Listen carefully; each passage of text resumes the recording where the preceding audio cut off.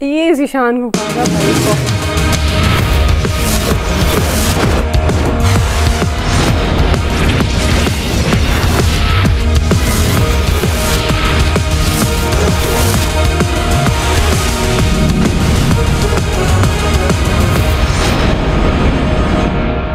बुशरा बीबी की स्टेटमेंट है वो पार्टी पॉलिसी समझे। उसकी रीजन यही है कि हमने कोई गलत स्टेटमेंट नहीं दी है। हमने सिर्फ इतना कहा है कि एक इररिस्पॉन्सिबल स्टेटमेंट खान साहब की लाइफ के बारे में कहा गया, इसलिए खान साहब की लाइफ की जिम्मेदारी चंद लोगों पे पहली आयद हो रही है। हम उन लोगों से बात नहीं करते जो थ्रेट कर रहे हैं, इसलिए ये लाजिम है कि वो लोग जिनके हाथों में ज्यादा पावरफुल है मुक्तदर हल्के हैं वो इस मैटर को टेक ओवर करे। It's a very serious matter. मैं जब तक रहूंगा इस मुल्क में इंशाअल्लाह ताला खड़े होके मैंने जीना है और मैं आखिरी बार तक लड़ूंगा।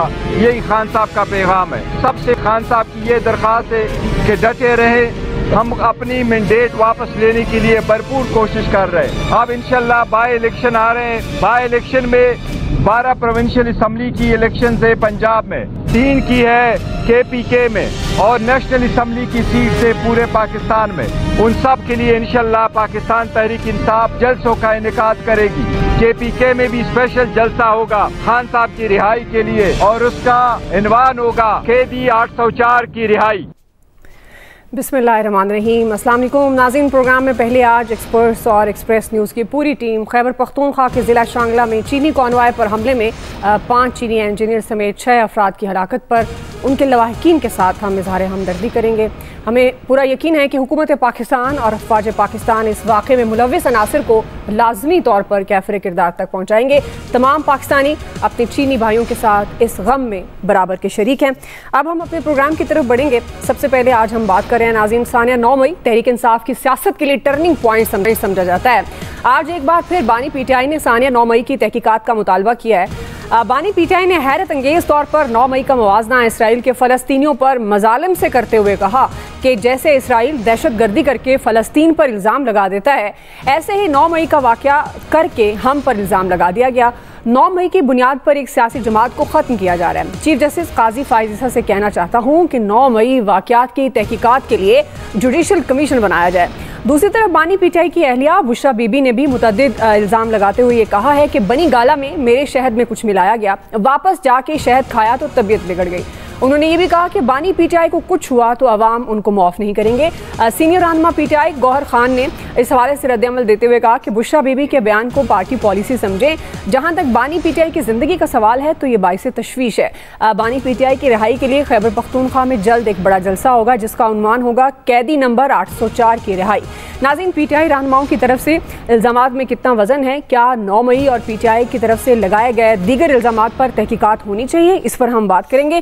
पैनल करवा देती हूँ। प्रोग्राम में मेरे साथ मौजूद हैं अयाज खान साहब, आमिर इलियास राना साहब, ब्रिगेडियर रिटायर्ड हारिस नवाज साहब, फैसल हुसैन साहब और मोहम्मद इलियास साहब। मैं आप सबको खुशामदीद कहूँगी। फैसल साहब, आपसे आगाज़ करी हूँ चूँकि इससे पहले भी कई दफ़ा पाकिस्तान तहरीक इंसाफ के रहनुमाओं की तरफ से एक कमीशन का इंक्वायरी का मुतालबा हुआ और जिस तरह बानी PTI अब चीफ जस्टिस साहब से भी कह रहे हैं कि जुडिशल कमीशन हो, आपके ख्याल में और जो जिस तरह उन्होंने फ़लस्तीन इसराइल की मिसाल दी 9 मई से, कितने संजीदा इल्ज़ामात हैं और आपके ख्याल में वाकई तहकीकात होनी चाहिए? क्योंकि बार बार एक जमात की तरफ से मुतालबा किया जा रहा है एक इंसिडेंट जिसकी वजह से वो उसके कॉन्सिक्वेंसेस वो फेस कर रहे हैं, तो आप समझते हैं कि जुडिशल कमीशन बनना चाहिए, संजीदा किस्म की तहकीकात होनी चाहिए? देखिए, एक बात तो तय है ना कि वो हादसा तो हुआ है, इसमें तो कोई डिबेट नहीं है, कोई खुफिया प्रोजेक्ट तो नहीं है, एक वाकया तो हुआ है। डिबेट ये है कि ये किया किसने और किसके इशारे पर हुआ। इसी में हम कह सकते हैं ना कि बहुत ही अगर हम एहतियात के जुमलों के साथ करें, कन्फ्यूजन है कि तहरीक इंसाफ कहती है हमने नहीं किया, तहरीक इंसाफ के मुखालफिन कहते हैं कि तहरीक इंसाफ ने किया। यही डिबेट है ना, यही तय करना है ना कि किसने किया। वाकये पर तो कोई एतराज़ नहीं है। वाकये में तो जो है वो कोर कमांडर के घर पे, ISI के दफ्तर में, हसास इदारों के दफ्तर में, फौज के दफातर पे, उनकी अफसरान की रहायशगाह पे जो है वो हमले हुए हैं। उनके बेडरूम तक जो है वो मुसल्लह अफराद या मुश्तहल जो है जत्थे जो है वो दाखिल हो गए। उनकी पैंट को जो है लाके जो है वो बीच चौराहे पे जो है वो लटका दिया गया। तो ये सब चीज़ें तो हुई हैं, इस पर तो अब आप डिबेट नहीं कर सकते। डिबेट ये है कि ये सब कुछ इमरान खान ने करवाया है नहीं करवाया। सियासत जो है ना वो बड़ी बेरहम और शफाक होती है, और जो पाकिस्तान की सियासत होती है वो बेरहमी और शफाक की भी अपने पूरे उरूज के ऊपर होती है। इधर की शफाकी और जो खौफनाक ही और पूरी दुनिया की सियासत से ज्यादा है। इमरान खान तो मुनर्रिफ हो गया, उन्होंने बोला मुझे क्या पता किसने करवाया, जिसने करवाया उनके खिलाफ आप कार्रवाई कर लें। यानी कि इसका मतलब ये हुआ कि मेरा ताल्लुक तो जो है 8 मई से जो है वो 9 मई से मेरा ताल्लुक नहीं है, बाकी कोई मुलव्विस है, उसके शवाहिद मुलव्विस है तो उसको लटका दे, मुझे आप जो है वो बाहर निकाल के जो है लिया है। और इमरान खान साहब ये कोर्ट में साबित करने पर अगर कामयाब हो गए तो फिर इमरान खान बच जाएंगे, बाकी 20, 25, 50, 100 लोग जो है वो उनको फौजी अदालतों से सजा हो जाए, उम्र कैद हो जाए, फांसी हो जाए, उससे जो है वो किसी सियासी लीडर को क्या फर्क पड़ता है, या कौमें पूरा मुल्क तबाह हो जाते हैं सियासतदानों पे, उस पर क्या फर्क पड़ता है। 20-25 कारकुनों की कुर्बानी जो है वो इमरान खान के लिए कोई इस वक्त महंगा सौदा तो नहीं है, अगर उससे वो बाहर अपने आप को निकालने में कामयाब हो जाते हैं। खुद कह रहे हैं ना कि इस पर जुडिशियल कमीशन बना लें, तहकीकात कर लें, तो हो जानी चाहिए ताकि दूध का दूध पानी का पानी हो जाए, फिर बात करने वाले ही ना बने कि भाई हमने नहीं किया या हमने किया। नहीं, ये ठीक है, बिल्कुल हो जानी चाहिए। अब ये हो जाने की फिर इस पर तो कोई डिबेट नहीं होनी चाहिए, तहकीकात कर ले। तो इमरान खान की ख्वाहिश ये जुडिशियल कमीशन बनाया जाए तो उनकी ख्वाहिश का जो है वो एहतराम कर लिया जाए, इसमें तो कोई डिबेट नहीं है। लेकिन जो वाक़े के मुतासिर, जो वाक़े के जो मुलव्विस है उनको सजा मिलेगी ना।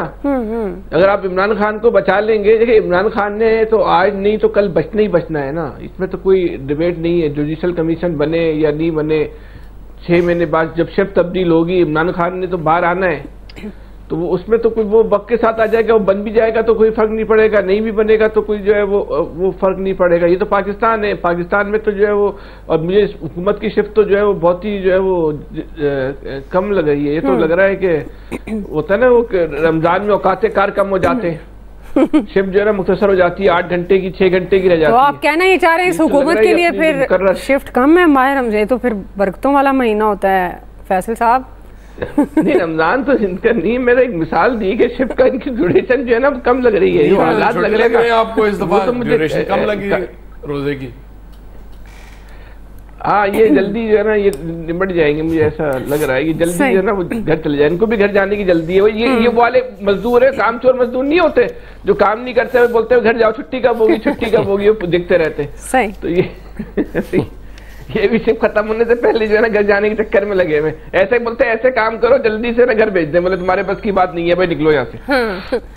चलें अयाज साहब, आपको लगता है तहकीकात होनी चाहिए क्योंकि बार बार मुतालबा किया जा रहा है, तो वाकई अगर ये स्टांस है, ये एक और बात है कि जो उस मौके पर जिन लोगों की निशानदेही हुई और वो पकड़े गए, जिस तरह मुख्तलिफ जगहों को जलाया गया या कोई भी ऐसी एक्टिविटी में, वो एक अलग बात है। लेकिन जो पाकिस्तान तहरीक इंसाफ आप मुतालबा कर रही है कि जुडिशल कमीशन हो, तहकीकात बने कि हम नहीं मुलविस, तो आप समझते हैं कि ये वाकई अब इस मामले को आर पार की कंडीशन में ले जाना चाहिए? बिल्कुल, इसको वंस फॉर ऑल सेटल करना चाहिए। ये बहुत हो गया, मेरा ख्याल है रियासत को 9 मई से आगे बढ़ना पड़ेगा। उसकी वजह ये कि आप देखें, इकोनॉमी तो एक पहलू था ना उसका जिस पे हम बात करते थे कि जी इकोनॉमिकली बहुत चीज़ें ख़राब। अब सिक्योरिटी के जो मामला चल रहे हैं, जिस तरह से दहशतगर्दी की वारदातें बहुत ज़्यादा कार्रवाइयाँ बढ़ गई हैं, तो इस मौके पे तो जाहिर है कौम को बहुत मुतहद होने की ज़रूरत होती है। पहले भी हमने जब दहशतगर्दी पे काबू पाया तो उस वक्त आपने देखा कि कौम पूरी मुतहद की गई, एक दफ़ा पूरी कौम में एक जज्बा बना कि नहीं ऐसी की तैसी हमने इस अफरीद से जान छुड़ानी है, और वो जान छुड़ाने में कामयाब हो गए। फिर पॉलिसीज़ ज़ाहिर चेंज होती हैं, यहाँ वो जो फैसल के बकौल जो शिफ्ट चेंज होती है ना, उसमें मसाइल फिर वो और तरह से पैदा होना शुरू हो जाते हैं। तो जुडिशल कमीशन, जब जिस पार्टी पे आप इल्ज़ाम लगाते हैं कि जी इसने किया सारा कुछ, जब वो कहती है तो फिर इसमें हर्ज क्या है, क्यों नहीं होता? मेरे ख्याल में इसको तो फौरी मान लेना चाहिए कि आई जी इसको करते हैं, जुडिशल कमीशन बनाते हैं, क्योंकि वो एक तरफ तो हम हवाला देते हैं जो उन्होंने कहा कि और कहाँ करते लोग एहतजाज जाके, कैंटोनमेंट्स में ही करते हैं ना। अब इससे हम ये अगर नतीजा अक्स कर लेते हैं कि नहीं जी वो कहने का मकसद ये था इमरान खान का कि नहीं जी ये जाके हमले करें वहाँ, तो इससे मेरा नहीं ख्याल कि हम ये नतीजा अक्स कर सकते हैं। वो कहना ये चाहते थे कि जाहिर है जिस तरह से मुझे वहाँ से उठाया गया, हाई कोर्ट से गिरफ्तार किया गया और जिस तरह से किया गया उसका रिएक्शन आना था। चले वो रिएक्शन उस हद तक तो समझ में आती है, लेकिन जो अंदर घुस के उसके बाद किया गया जो मामला जिस तरह, वो तो बड़े अफसोसनाक। और फिर वो बार बार जब एक लीडर जो था भी जाहिर है उस वक्त जेल में था, वो तो बाहर नहीं था उस दिन, इसलिए उसकी बात मान लेनी चाहिए और करा देना चाहिए, कोई हर्ज नहीं है। जाहिर है जब सारे गवर्नमेंट हमारी ये कहती है कि हमारे पास सारे सबूत हैं कि ये लोग मुलव्वस है, इवन इमरान खान साहब का नाम भी लिया जाता ना कि ये भी मुलव्वस है, इन्होंने सारा किया और लोगों को बार बार उकसा के वहां पे भिजवाया, तो फिर क्या हर्ज है उसमें जुडिशल कमीशन बनाने में या उसकी तहकीकात कराने में, ताकि तहकीकात करा के उसके बाद इमरान खान को भी खामोश कर देना। आप वो सबूत जो हैं उसकी तहकीकात के नतीजे में वहां जुडिशल कमीशन में वो पेश कर दें और उसके बाद फिर इमरान खान ये कहने जोगा तो नहीं रहेगा ना सारी जिंदगी कि जी मैं तो इसमें था ही नहीं या मेरी पार्टी नहीं थी। तो मेरा ख्याल है कि ना कराने से शकूक ज्यादा जन्म लेते हैं, अगर उस तरफ जाया जाए तो मेरे ख्याल चीजें बेहतर हो सकती है। और वो जो कह रहे हैं कि इसराइल जिस तरह फलस्तीन पर कर रहा है 9 मई भी, इस बात को नहीं, ये तो खैर मैं इसको तो सवाल ही नहीं पैदा होता, ये तो टू मच है। मतलब वो कहाँ फलस्तीन और इसराइल को मिला रहे हैं यार, मतलब इस तरह नहीं होता। हाँ, एक्सेस होती है, पुलिस भी करती है, पुलिस ने की भी, हमने देखा स्पेशली पंजाब में जिस तरह से लोगों के घरों में घुस के तोड़ फोड़ की पुलिस ने, उनके चीज़ें उठा के ले गए, वो तो ऐसे लग रहा था, मतलब उसके बाद जो मनाजर नजर आते थे यूं लगता था कोई डकैती का मंजर हम देख रहे हैं कि ये डकैती यहाँ हो चुकी है।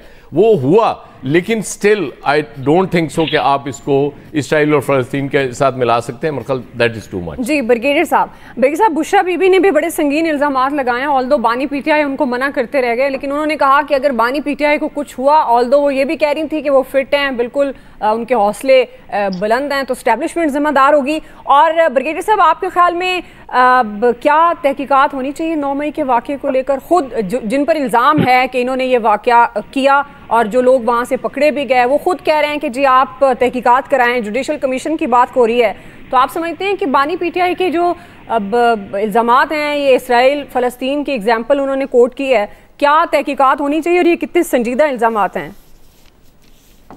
जी ब्रिगेडियर साहब।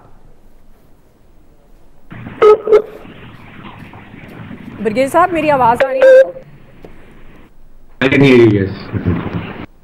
जी जी, मुझे आपकी आवाज़ आ रही है जी। मामले में एहतियाती कर रहे हैं। ब्रिगेडियर साहब, आपने सवाल सुना?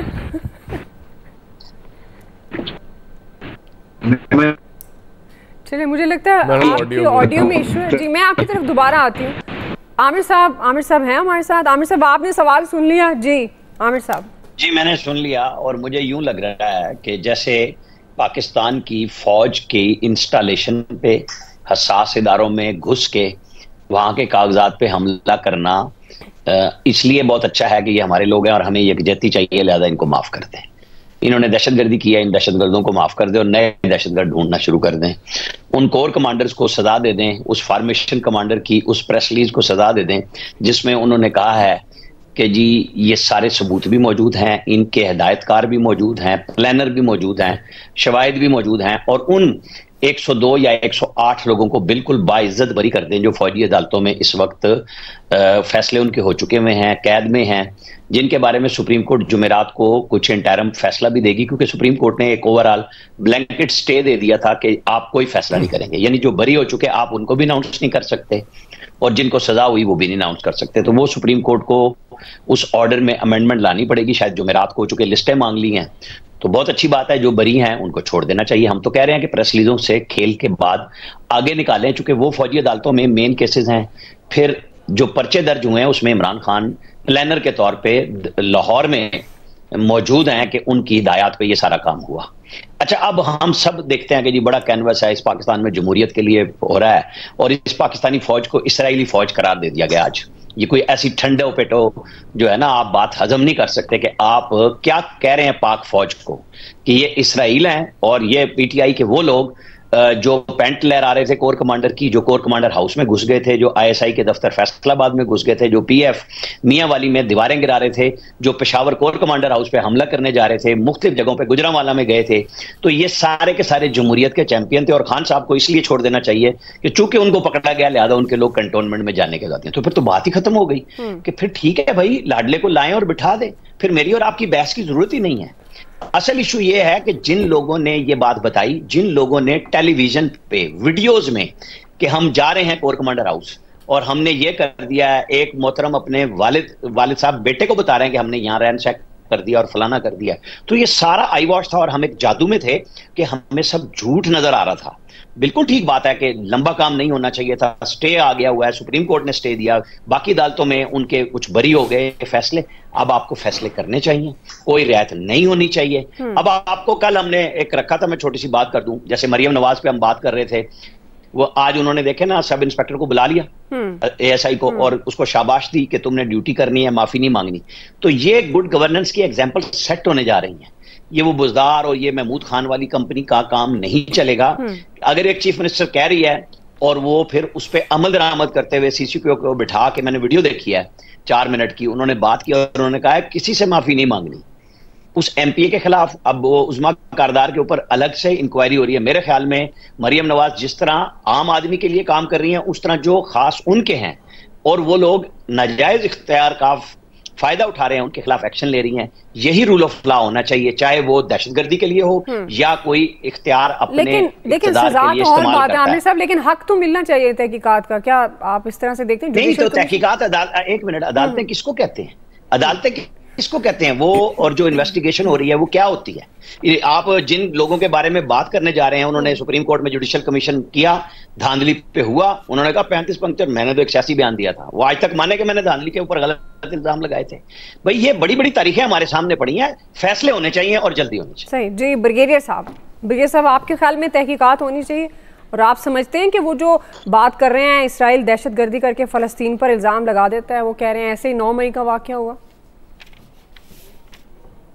जी ब्रिगेडियर जी, चले इलियास साहब आपकी तरफ। मुश्किल आ गई ब्रिगेडियर साहब जी जी गल वध गई, मुझे लगता आज नहीं बोलेंगे, आज ने बोलना नहीं है ब्रिगेडियर साहब।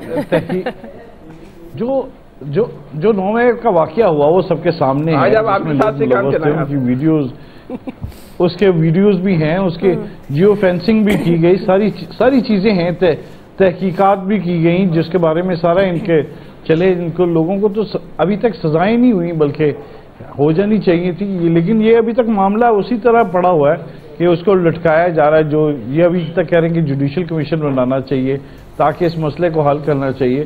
कोर्ट में केसेस हैं, ये तमाम मामला जो हुआ है, हसास अदारों को मुल्क में एक अजीब सा तमाशा लगा। उसमें जो लोग मुलव्वस हैं उनको तो सजा होनी चाहिए थी, जिन्होंने संगीन जुर्म किए हैं, खासतौर पर पीएफ बेस, कोर कमांडर के घर में, ये चीज़ें मुल्क में नहीं होनी चाहिए। अगर ये हुई हैं तो फिर इन्होंने अपने मुल्क में इस तरह का किया, बाहर जाके नहीं किया।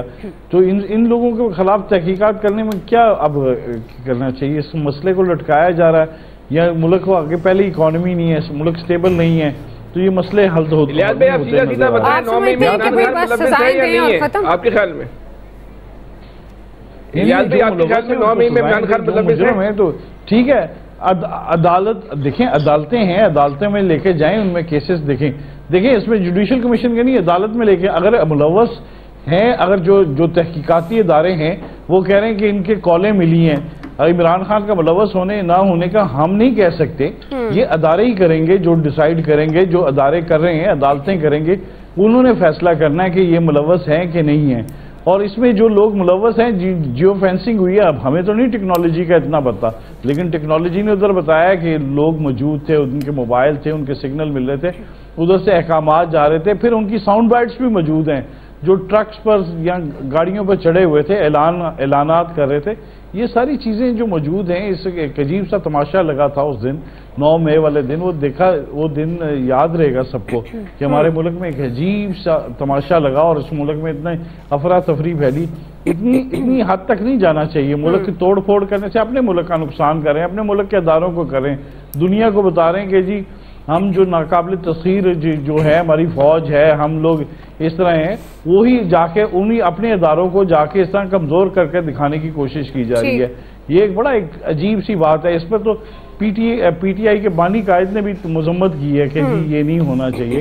तो जाहिर है जिसको समझ है वो यही कहेगा कि ऐसा वाकया नहीं होना चाहिए। इस नहज पर कौन लेके गया? इनके लीडर ही लेके गए ना, इतनी जगह दूर लेके गए, नारे लगाते गए, उसमें ये 1 मिनट में नहीं हुआ, ये पूरा 1-1.5 घंटा लगा जो लेके लोगों को मुश्किल करके लेके जाते हुए। ये तो अदालतें में फैसला करेंगे, उस पर सही पता चलेगा। ठीक है जी। ब्रिगेडियर साहब आपको क्या लगता है तहकीकात होनी चाहिए? और जिस तरह बुशरा बीबी भी बात कर रही हैं, बड़े संगीन इल्ज़ामात उन्होंने लगाए हैं, कुछ खाने में मिलाने की भी शहद में बात उन्होंने की है, साथ वो ये भी कह रही हैं अगर बानी पीटीआई को कुछ हुआ तो एस्टैब्लिशमेंट जिम्मेदार होगी। अब ये जो इल्ज़ामात हैं इनके, क्या आप समझते हैं ये दुरुस्त हैं या कितने सीरियस इनको लेना चाहिए? और दूसरा जो बार बार बात हो रही है जुडिशल कमीशन बनाया जाए, 9 मई पे तहकीकात होनी चाहिए, तो क्यों नहीं हो सकती ब्रिगेडियर साहब?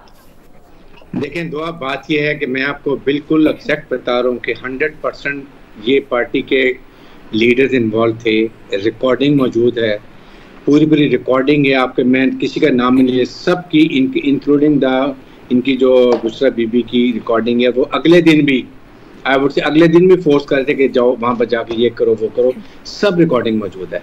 It is not played, please understand. Nobody, आदमी सोच भी नहीं सकती कि हम शोधा की यादगारों के ऊपर इस तरह का उनका बेहुरमती की जाए। कोर कमांडर के हाथ पे जाएँ, GHQ जाएँ, ISI के दफ्तरों में जाएँ, वहाँ तोड़ करें। दीज आर रियल जो है ये फैक्ट्स हैं और हमें इससे आगे निकलने की ज़रूरत है। बात यह है कि आप ये मुझे बताइए कि पाकिस्तान के इंटरनल इशू को can you related with Israel और पैलेस्टाइन के साथ?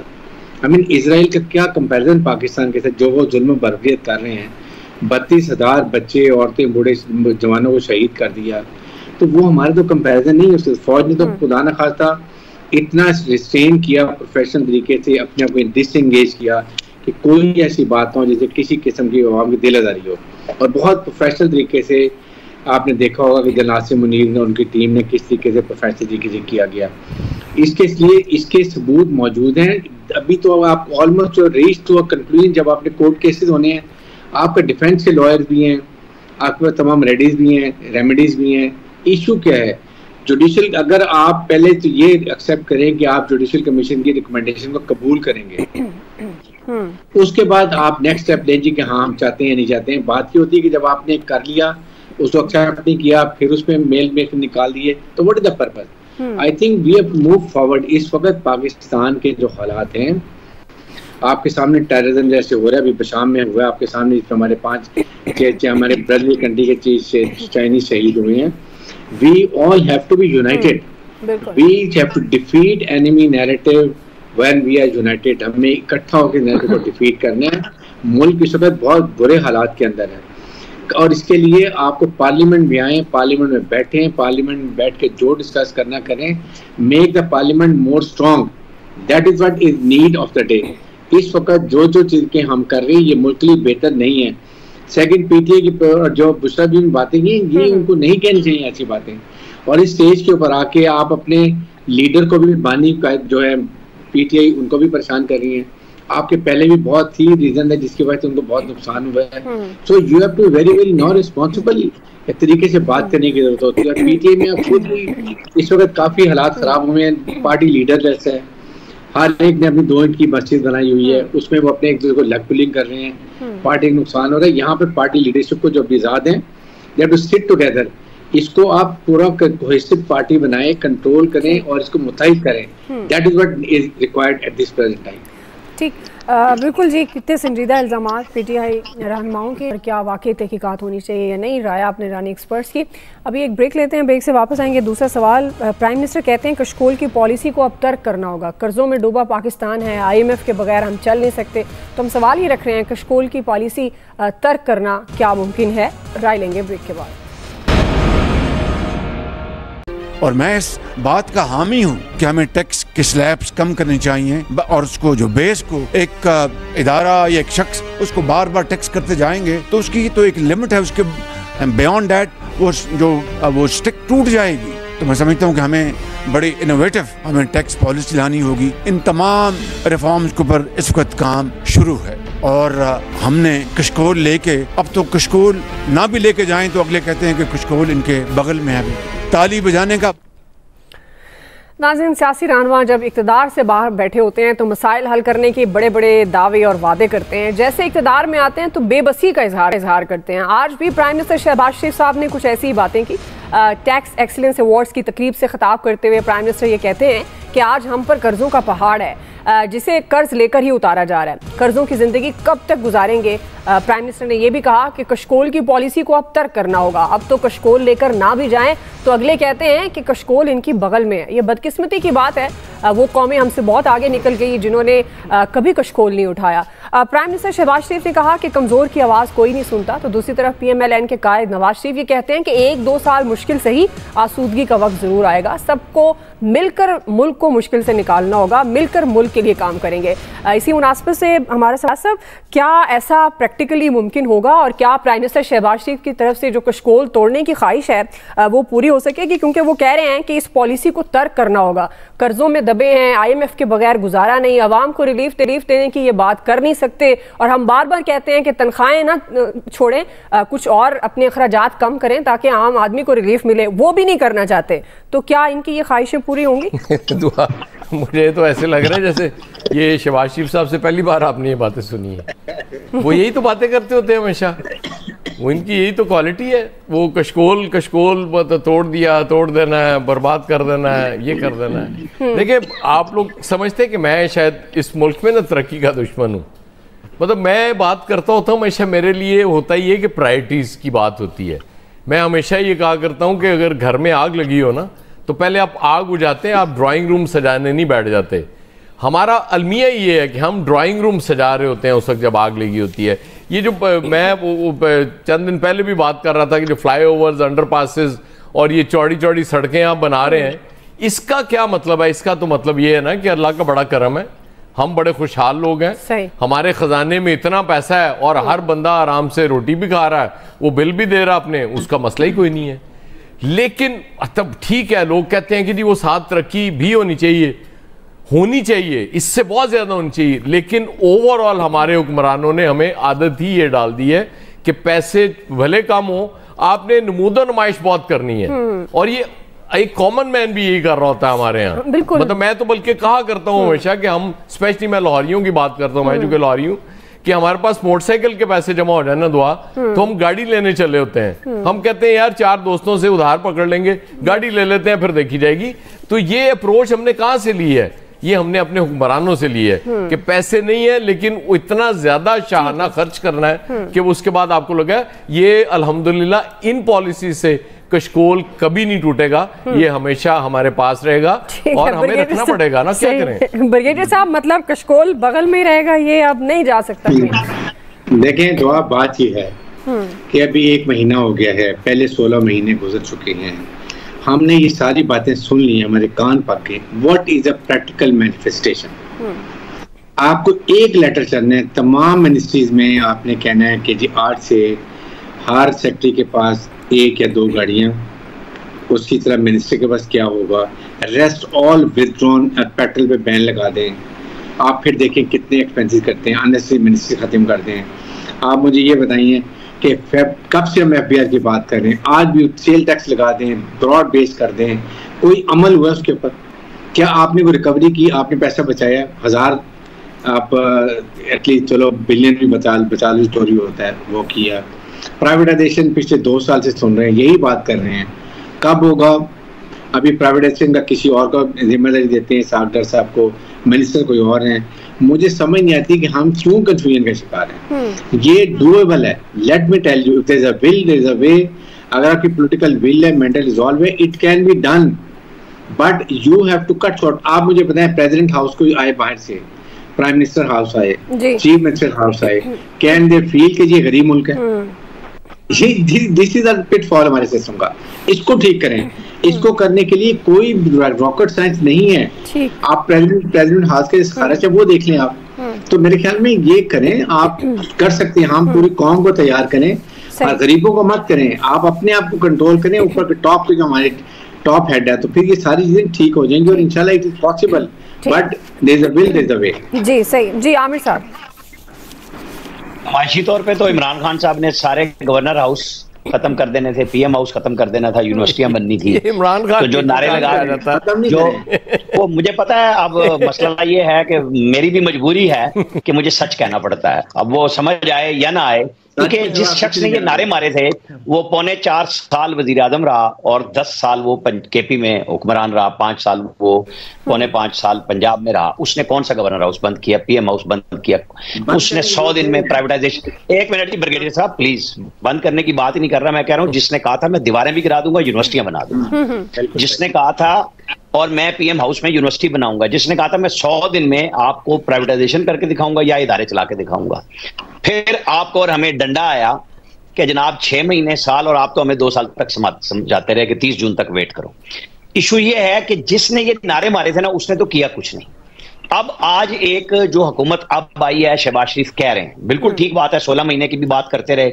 मैं तो इसलिए कह रहा हूं बार बार कि अब आप हमें रियासत बचाने का नहीं सुनाएंगे, अब आप हमें लोगों के बचाने की बताएंगे और कैसे बचाएंगे। तो वो शुरू होता है अपने आप से, सिर्फ तनख्वाह के ऊपर नहीं, हर उस अयाशी पे आएगा जो नब्ज उन्होंने पकड़ लिया। कल मालकान से टेलीविजन चैनल के उनसे भी बात की, आज वो टीवी पे बात कर रहे थे। चोरी कहाँ है भाई, मैंने तो नहीं पकड़नी। मेरे पास से तो जो टैक्स है वो आप गला बंद करके तनख्वाह आने से पहले काट लेते हैं। जिनके पास टैक्स है और वो जमा नहीं करते, अब भी आप अब हमें गला घोटने के लिए जा रहे हैं तनख्वाहदार तबके को।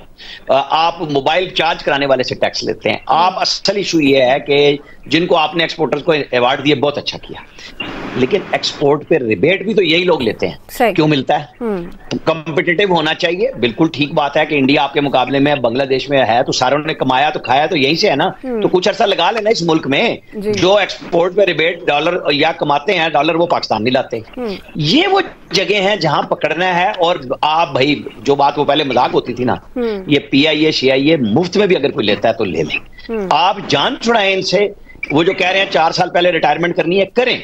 पीपल्स पार्टी की एक रुकावट है, उनके साथ बैठ के शहबाज शरीफ को तय करना है, फौज को तय करना है, अदलिया को तय करना है कि अगर आपके 2700 अरब रुपए अदलिया के पास मौजूद हैं तो ये सारों की कॉन्फ्रेंस होनी चाहिए कि कहां कौन रुकावट है। आर्मी ने कुछ काम किया फिर ढीला हो गया, स्मगलिंग वाला। कपड़ा मार्केट में उसी तरह पूरा मौजूद है जो अफगानिस्तान के नाम पे आता है।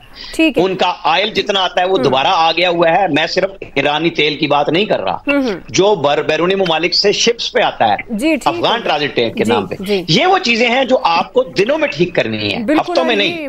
ये करके दिखाएं, फिर हम आपकी सारी बात पुरसोज भी सुनेंगे और आपके साथ खड़े हो जाएंगे कि जी बिल्कुल ठीक बात है। लेकिन आपको मैंने ब्रेक की तरफ जाना है ब्रिगेडियर साहब। कह रहे हैं जो अभी राना इलियास साहब कह रहे हैं, मैं टोटली एग्री करता हूं उनसे कि यही बातें हैं कि now is the time to do practical work. Please ये छोड़ दें बातें सब, और कश्मीर का जिक्र मत करें। बड़ी एम्बैरेसमेंट होती है मुल्क के लिए कि प्राइम मिनिस्टर ऐसी बातें करें। Now is the time do something practical. जो चीज होगी उसका जिक्र करेंगे। बहरहाल ब्रेक लिए वापस आएंगे, फैसल साहब इलियास साहब का टेक लेंगे हमारे साथ। वेलकम बैक नाज़रीन। फैसल साहब, आपके ख्याल में कशकोल की पॉलिसी को छोड़ना मुमकिन है इस वक्त पाकिस्तान के लिए, जो प्राइम मिनिस्टर साहब ख्वाहिश कर रहे हैं और वो कह रहे हैं कि कर्जों की ज़िंदगी कब तक गुजारेंगे, और साथ ही नवाज शरीफ ने भी ये कहा है कि 1-2 साल मुश्किल है, बाद में सब आसानी है। नहीं 1-2 साल का चल अच्छी बात है, बाद में आसानी आ जाएंगी, 1-2 दिन नहीं बाद में आदि हो जाएंगे। लेकिन यहाँ तक कशकोल तोड़ने की बात है तो तोड़ देना कशकोल। कोई मैंने थोड़ी तोड़ना है, आपने थोड़ी तोड़ना है, इस कौम ने थोड़ी तोड़ना है। शहबाज शरीफ साहब ने कशकोल तोड़ना है ना। कशकोल तोड़ने का जो राइट पर्सन है वो शहबाज शरीफ साहब है। नहीं, उन्होंने कहा कि इस पॉलिसी को अब तर्क करना होगा ना। वो कहते हैं कि हमें देखते ही समझ जाते हैं। हाँ, कि ये बगल में लेकर आ गए। पता लगा। उनका कहने का मतलब ये है कि मैं कहीं भी जाता हूँ तो लोग बोलते हैं पैसे मांगने आया है। उनका मतलब ये, मैं कहीं भी जाता हूँ लोग कहते हैं पैसे मांगने। वैसे ये रियलाइजेशन को आप इस तरह ना देखें। ना भी कहीं कहते हैं बगल में कशकोल साथ लिया हुआ है। नहीं वो कहते हैं ना फिर आया ही। नहीं वो बगल ही जा गया कशकोल है और जाएगा भी नहीं। ये खुद कह रहे हैं मैं जहाँ भी जाता हूँ ना। अब ये नहीं पता, ये पाकिस्तान के बारे में भी उनके बारे में लोगों की राय यही है कि पाकिस्तान में किसी तकरीब में जाते हो तो लोग कहते हैं कशकोल इनके पास नहीं है। लेकिन ये बाहर के वाले को बता भी करनी चाहिए शहबाज शरीफ साहब को। सही, चलें इलियास साहब बांटते हैं। ठीक है इलियास साहब क्विकली।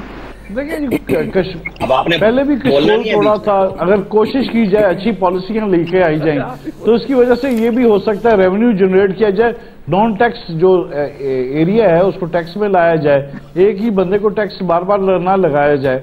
काफी शोबे हैं जिनको टैक्स लगाया जाए, टैक्स की चोरी रोकी जाए। जैसे कल भी सारे इनको पता है कि 5,000 अरब रुपए का टैक्स चोरी हो जाता है। इलियास साहब मैं इसलिए मुस्कुरा रही कि वक्त अचानक ही खत्म हो गया हमारे पास। बहुत शुक्रिया जी आप सबका। आज के एक्सपर्ट से इतना ही, ख्याल रखें।